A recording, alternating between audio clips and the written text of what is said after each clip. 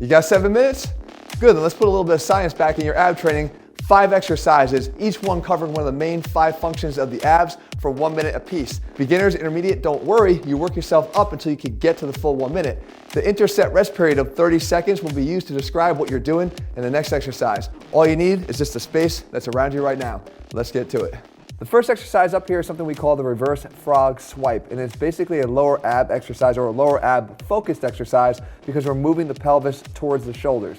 That being said, you want to make sure that you're actually moving the pelvis and not necessarily just pulling up with the legs. And to ensure that you're doing this, you want to have freedom where you can swipe your hands underneath your tailbone, making sure that you actually have full clearance to get the hands underneath because you've lifted the pelvis high enough. It's a great lower ab exercise and a great way to kick off this ab workout.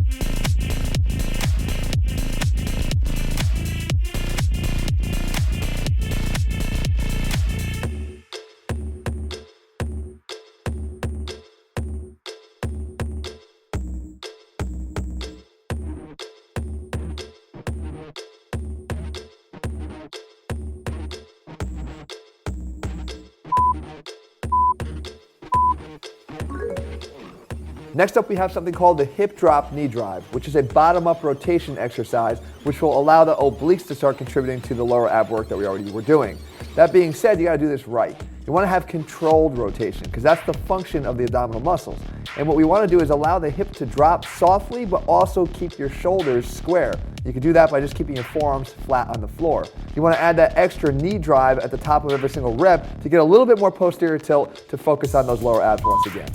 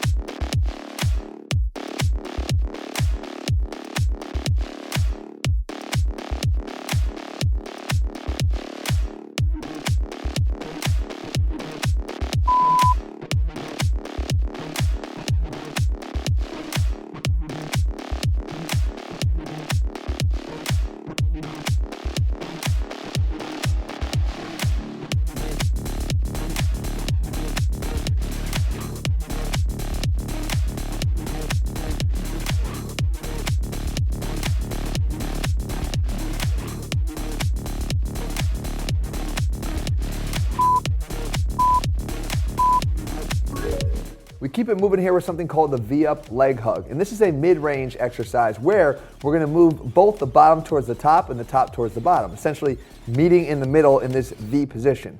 All you're gonna do is alternate by hugging around one leg, and of course hugging around the other leg, and then making it most difficult by hugging around both legs with a full V-up sit-up position.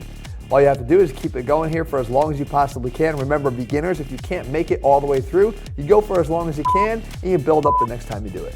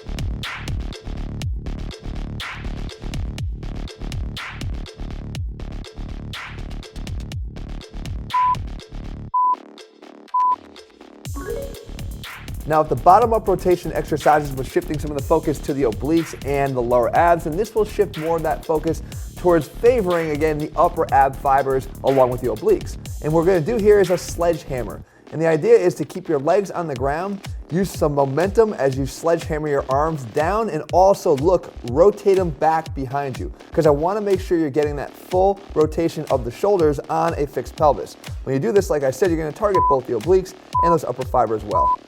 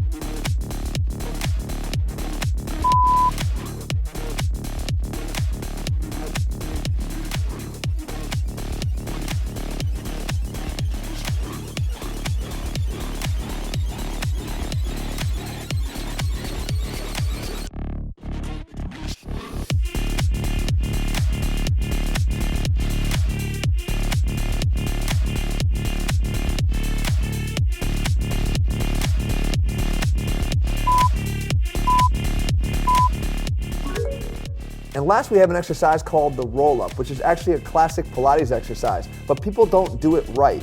What you want to focus on is not just sitting up and then laying back down, but laying back down slowly. So as you'll see here, I paint myself back down to the floor one vertebrae at a time, almost reaching for my toes at the same time that I'm allowing myself to drop down to the floor one segment at a time. These top-down exercises are a great way to end your ab workouts because they're a little bit less demanding, but with that fatigue already set in, it's sure to push you over the edge.